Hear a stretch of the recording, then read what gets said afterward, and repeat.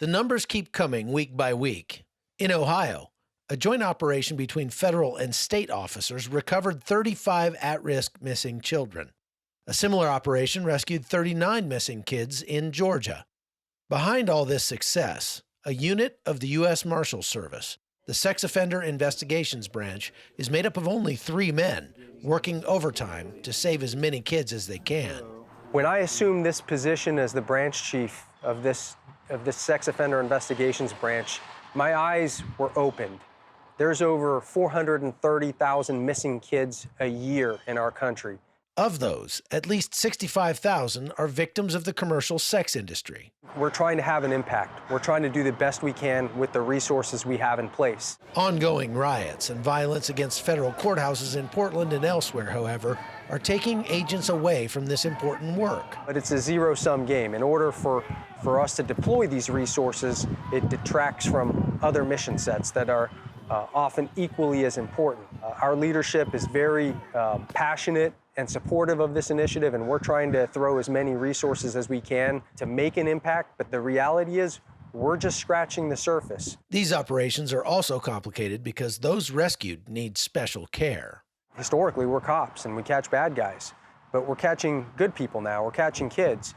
What resources do we need to have in place? Because it's not as simple as just turning this child over to somebody. And so we spent a lot of time, a lot of research, a lot of talking with our partners, with Children's Hospital, with DCFS, with social services, to get these resources in place. It takes an incredible amount of work to track down these monsters who are preying on America's children. And since the defund the police movement and the COVID crisis, a lot of police departments around the country just don't have the resources to do that. And that's where the body of Christ comes in.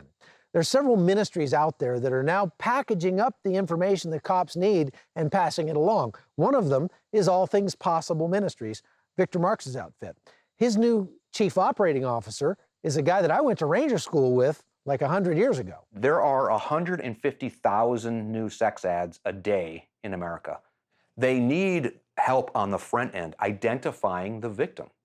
They need that level of probable cause, reasonable suspicion. That's what we offer law enforcement.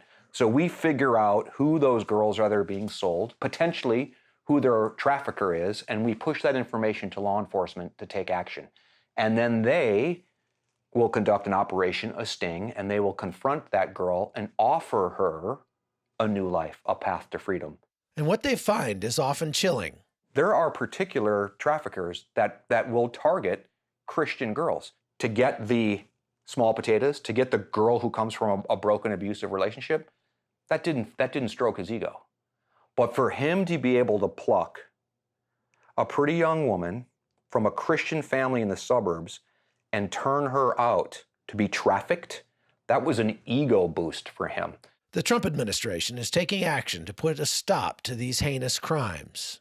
Today, I'm happy to announce that the department is awarding over $100 million in grants across the country targeted at human trafficking. And these grants are going to support state, local, and tribal jurisdictions, victim service providers, task forces, and key research initiatives. Being on the front lines makes these men realize law enforcement isn't the ultimate solution. We, as believers, we have to do a better job of protecting our young women. Parents have to talk to their daughters very candidly about what's out there, especially in this Christian bubble that a lot of us live in. We don't fully appreciate the evil that's out there and the evil that's trying to work its way into our lives. We as a society need to look at this large number and start deploying resources and asking questions as to why there are so many missing kids. What are the underlying issues? And it's only then that we can address those and stop these high numbers. We're very happy about our recoveries, but there's a much larger problem that needs to be addressed and addressed holistically. From Washington, D.C., I'm Chuck Holton for CBN News. What an important story that's getting lost in all the political rancor, right, and the racial and cultural challenges in the country. This particular subject is kind of brushed away. Yet there are Democrats, Republicans, law enforcement working very hard. I got to echo what that one law enforcement officer said. It starts at home with the parents. We have to guard our children and know what's coming at them. You know, it's such a hard thing to do, though. I think, you know, very often, a lot of, not all, but a lot of these young women come from scenarios where they're unhappy about something. They've maybe separated from communicating with their parent or parents, or maybe even runaways in that scenario. But with younger kids, there's only so much that you can really explain to them without scaring them about standing in your driveway. Yeah, and the predators often, from a digital perspective and fishing for children, vulnerable kids emotionally, they know the technology much better than the parents do. And a great point made in that was, it's not just about rescuing children. What afterward?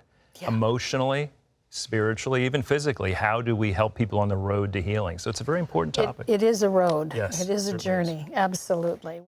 Hello, I'm Gordon Robertson. Thanks for watching the video. Be sure to like, subscribe, and hit the notification bell for more encouraging videos like this one.